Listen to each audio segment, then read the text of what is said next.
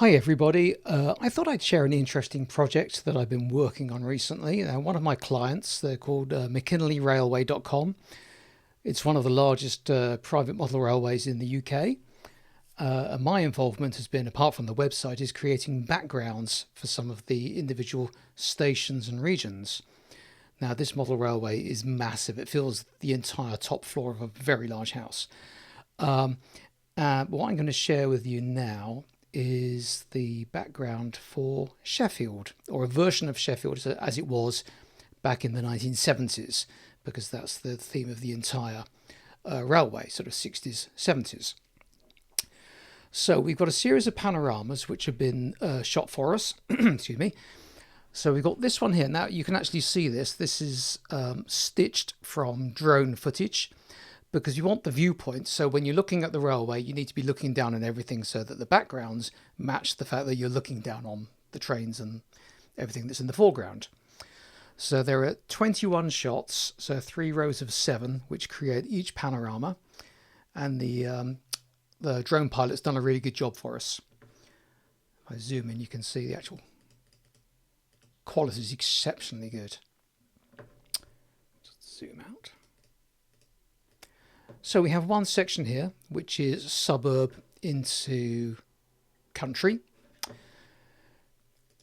We have a middle section with this very iconic housing development from the 70s. I think it's called Park View, which people recognise and identify as very close to the station.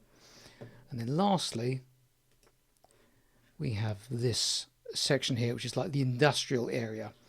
And we have this building here, let's zoom in, called Sheffield Forge Masters. We do have some kind of modern stuff like this and this building, which we need to get rid of. But let me show you what that looks like once it's all stitched together. Now, each of these is a series of 21 shots stitched together to make each panorama. But then once they're combined, we end up with this,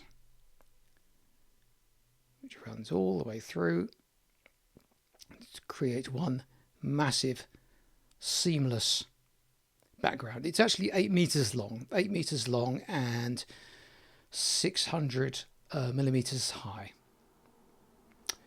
So starting, oh yeah, the sky, we changed the sky because we like it to be sunny. So this is the building, Sheffield Forge Masters.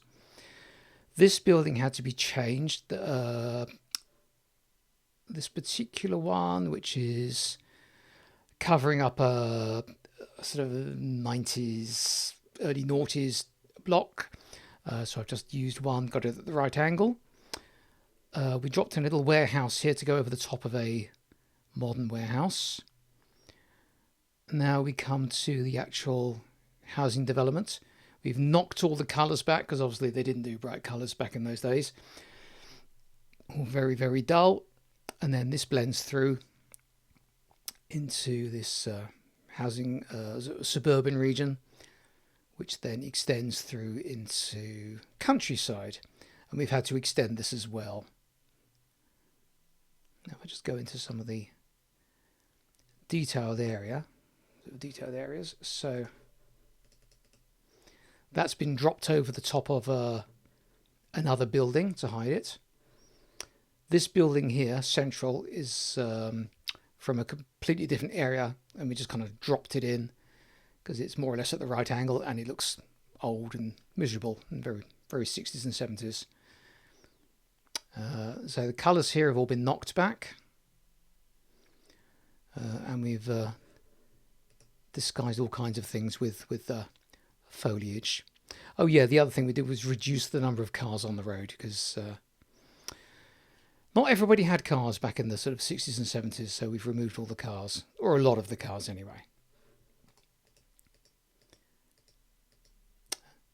And there it is, all 8 meters of it. And as a file and affinity with all the layers, it's just under 2 gigabytes. So that's been a fun little project.